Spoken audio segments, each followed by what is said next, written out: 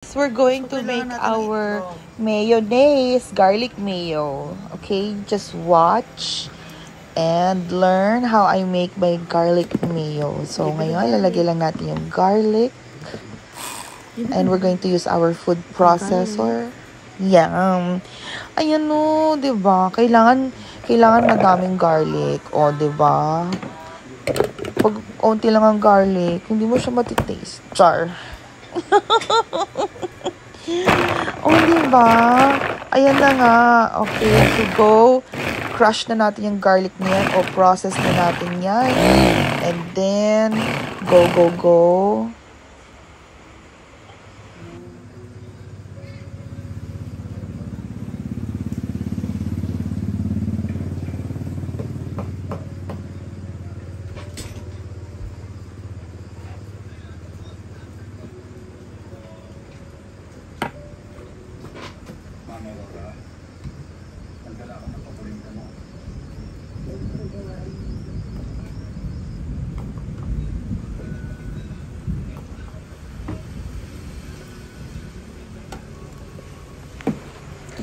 Okay, so now, lagay na natin yung oil. You can use any kind of oil.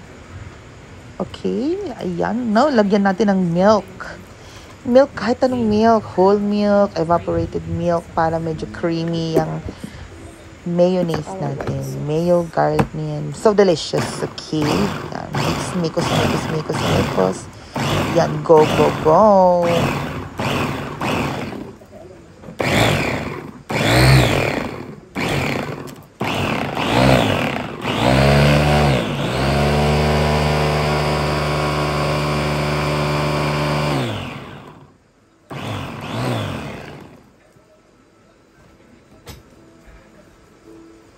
Now we put in our salt.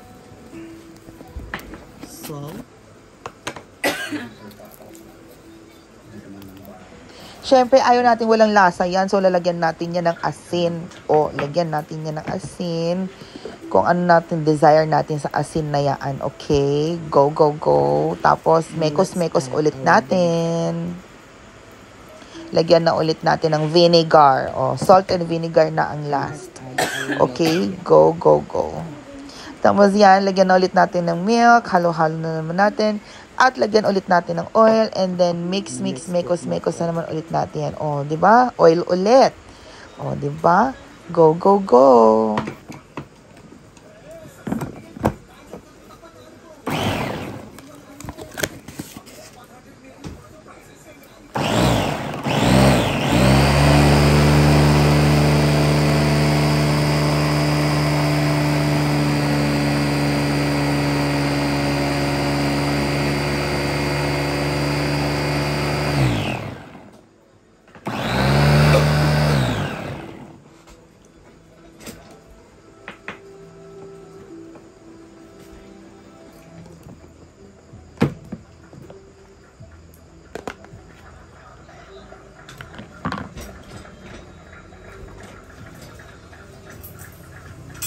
Go, give it to me.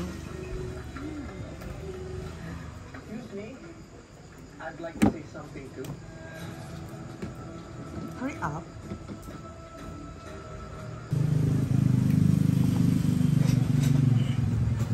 Now, the ultimate. I present to you.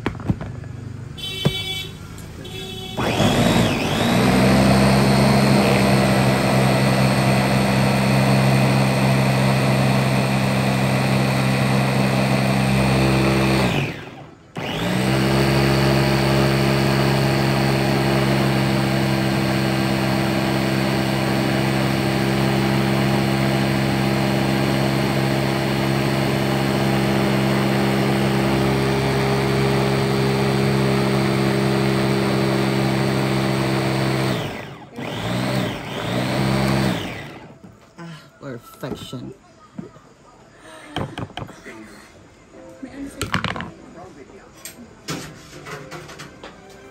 Hindi siya nag-crush. Huh? It's not.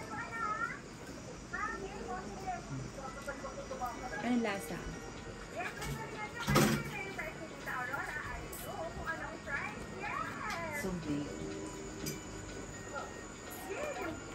At yan na po ang ating garlic mayo. O, diba? Super creamy, super sarap. Itsura pa lang, diba? So, gawa na ulit tayo ng garlic mayo natin. Bye-bye, everybody!